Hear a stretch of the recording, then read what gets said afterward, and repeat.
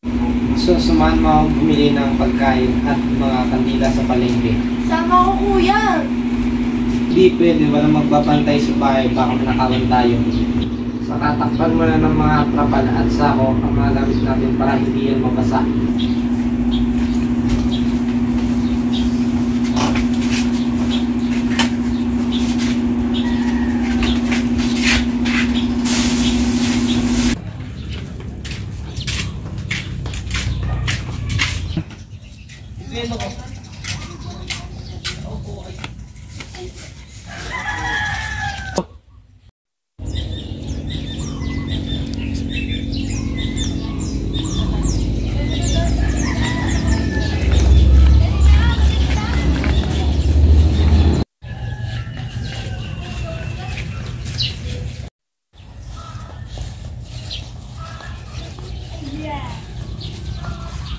Bili na po kayo, kuya. Bili na kayo. Bilhin ko nga itong flashlight at pagkain. Ikaw, anong gusto mo? Ito po, kuya. Wait lang, babalik ko.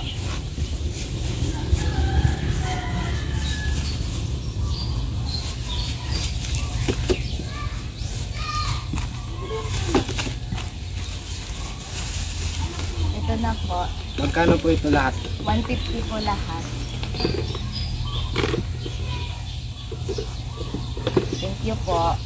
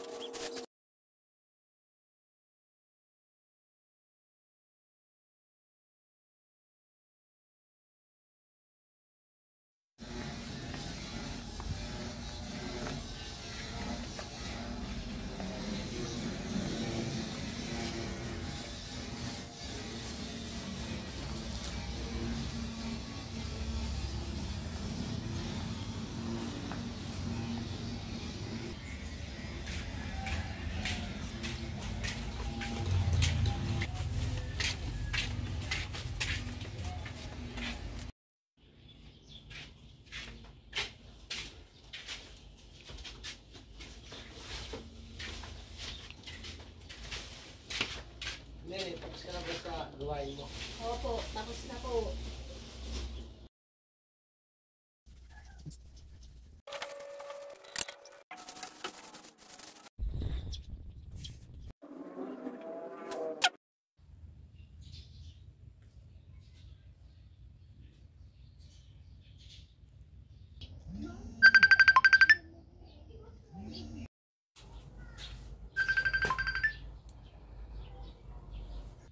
Anak, kumusta kayo dyan?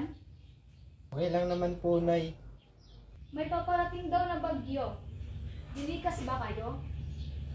Baka hindi po kami liligas. Medyo matibay pa naman ang bahay. Saka uso ngayon ang nakawan habang bumabagyo. Sige na at may trabaho pa ako. Mag-ingat na lang kayo dyan.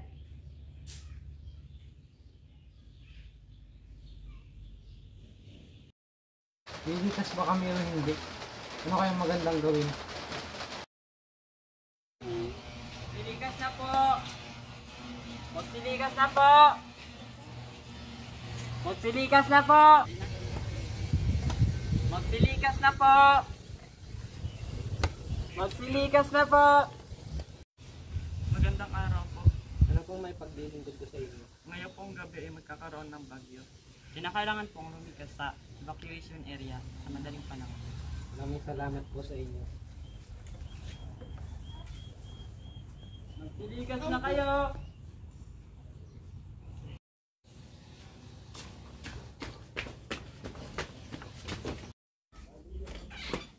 Bunso, Nene, kunin nyo na mahalagang gamit. Mag-impakay na kayo. Kailangan na natin lumikas. Tawag na kayo ng mga rescuer sa labas.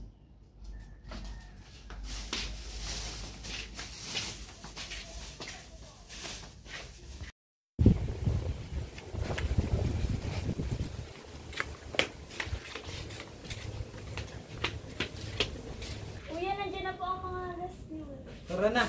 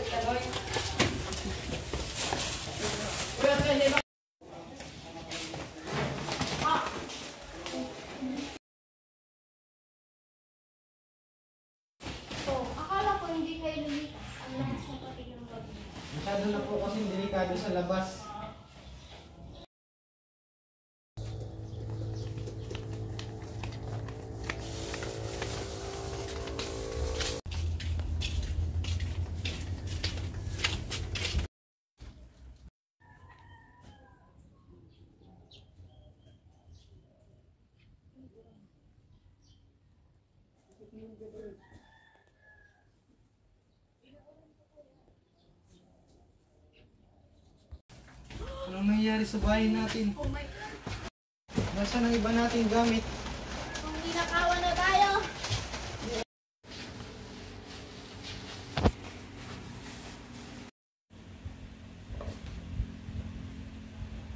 Anak, kumusta kayo dyan? Ang bahay, kumusta? Nay, sira na ang mga gamit natin. Ang bahay din natin sira na. Uuwi ako dyan. Sige po, Nay.